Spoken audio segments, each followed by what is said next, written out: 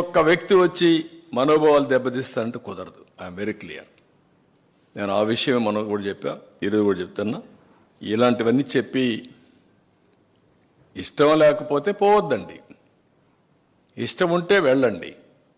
వెళ్ళినప్పుడు అక్కడ సాంప్రదాయాలు పాటించి వెళ్ళండి. నన్ను మీరు అడగడానికంటే నేను అడగడం లేదు. అక్కడ ఉన్నాయి, రూల్స్లో ఉన్నాయి. ఆ రూల్స్లో ఉండేది పాటించి తీరాలి. ఇంకొక ఆయన మాట్లాడుతున్నాడు. ఏం మాట్లాడతాడంటే, ఒక ఆయన అయితే వాడు జనరల్ సెక్రటరీ పెట్టారు, అడ్వకేట్ ఎవరో ఒక అతను, పంది మాంసం బంగారం, నెయ్యి రాగి, బంగారం తీసుకొచ్చి రాగిలో కలుపుతారంటాడు. అంటే మనోభావాలు అంటే లెక్కలేదా మీకు? కనీసం మీరు కండెమ్ చేశారా? మాజీ ముఖ్యమంత్రి గారు,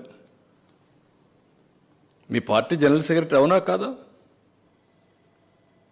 మీ వాళ్ళు ఏమేమి మాట్లాడినా మేము భరించాలనా? మీకు బాధ్యత లేదా? మీకు ఆ విషయాలు నేను అడుగుతున్నా. ప్రజలను గుర్తించుకోమంటున్నా. ఎట్టి పరిస్థితిలో వెంకటేశ్వర స్వామి సన్నిధిలో కానీ, వెంకటేశ్వర స్వామి టీటీడీ ఆధ్వర్యంలో నడిపే వ్యవస్థల్లో కానీ అపవిత్రం జరపకుండా కాపాడే బాధ్యత మేము తీసుకుంటాం. చాలా గట్టిగా ఉంటాం. దాంట్లో ఎక్కడా రాజీ లేదు.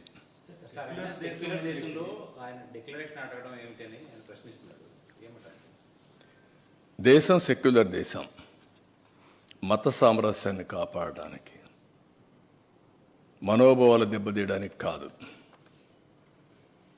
నా ఇష్ట ప్రకారం వేరే మతాల్ని రెచ్చగొట్టడానికి కాదు. ఆయన కూడా గుర్తుపెట్టుకోవాల్సింది, అక్కడ టెంపుల్లో సాంప్రదాయాలు, నేను కూడా ఒక టెంపుల్కి పోయినప్పుడు హిందూ అయినా అక్కడ సాంప్రదాయాలు పాటించలేకపోతే నేను పోను. Be clear. కాబట్టి అక్కడ డిక్లరేషన్ ఉంది. ఉన్న డిక్లరేషన్ మీరు ఇవ్వకపోతే చిన్న చిన్న టెంపుల్స్ మీరు పోవచ్చు, అక్కడ డిక్లరేషన్ ఎవరు అడగరు. కానీ ఇక్కడ కొన్ని నిబంధనలు ఉన్నాయి. ఆ నిబంధనలు పాటించి తీరాలి, సాంప్రదాయాన్ని గౌరవించి తీరాలి. దానికి సెక్యులర్ దేశం అనే ఇది అక్కర్లా. అడ్డుకోరు. నువ్వు ముఖ్యమంత్రివి, అందుకే ఇన్ని అపచారాలు జరిగాయి. అవే పరాకాష్ఠకి వెళ్ళాయి. ముఖ్యమంత్రిగా ఉన్నప్పుడు నువ్వు చట్ట వ్యతిరేక కార్యక్రమం చేశానని చెప్పడం కూడా సిగ్గేయాలి కదా. You will be the first citizen. Oath ఏం చేశారు మీరు? చట్టాన్ని గౌరవిస్తామని ఓత్ చేసావా లేదా? రాజ్యాంగాన్ని ఉల్లంఘించమని చేసావా లేదా? ఈ చట్టం జరిగిందా లేదా? చట్టాన్ని ఉల్లంఘించారా లేదా? దానిపైన కూడా మీ పైన యాక్షన్ తీసుకోవాలి కదా. అట్లు జరిగితే మరి అడ్డుకోలేదంటే ఎవరు అడ్డుకుంటారు? సీఎంగా పోతే ముఖ్యమంత్రిగా అధికారం ఇచ్చారు, కానీ దేవాలయంలో సాంప్రదాయాలు వైలేట్ చేయమని లేదు. మీరు గుర్తుపెట్టుకోవాలి. ముఖ్యమంత్రి అనే వ్యక్తి మొదటి రెస్పాన్సిబుల్ వ్యక్తి. చట్టాన్ని గౌరవించడంలో మొదటి వ్యక్తిగా ఉండాలి, సాంప్రదాయాలు గౌరవించడంలో మొదటి వ్యక్తిగా ఉండాలి. కాబట్టి ఇవన్నీ కరెక్ట్ కాదు. మైసూరుకి పంపించాల్సిన శాంపుల్ని గుజరాత్కి మొట్టమొదటిసారి ఎందుకు పంపించారు, ఏ అవసరం వచ్చింది అనేది ఇప్పుడు ఇంకో ప్రశ్న అడుగుతున్నారు. ఎప్పుడు మైసూరుకు పంపించారు? ఎప్పుడు పంపలా. మైసూరుకు పంపలా, గుజరాత్కు పంపలా. NABL టెస్టింగ్ చేయించను దాంట్లో. మనం ఎందుకు చేయలేదో మనం కోసం చేసుకోవాలి.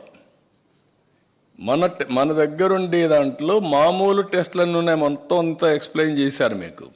కానీ NABL అక్రిడేషన్ టెస్ట్ లేదు, దాంట్లో అడల్టరేషన్ టెస్ట్ లేదు. ఎప్పుడైతే డౌట్ వస్తే అడల్టరేషన్ టెస్ట్కి పంపించని కాంట్రాక్ట్లో ఉంది, అది ఈయన ఈవో ఉపయోగించాడు. మీరెందుకు చేయలేదు ప్రభు? ఏదో సింపుల్గా రిజెక్ట్ చేశామంటే కొన్ని పంపించారు, కొన్ని వాడేశారు. అడల్టరేషన్ ఎప్పుడు చూడలేదు కదా. మరి అంటే దాన్ని కూడా మభ్యపెట్టి మాట్లాడడం ఏంటి?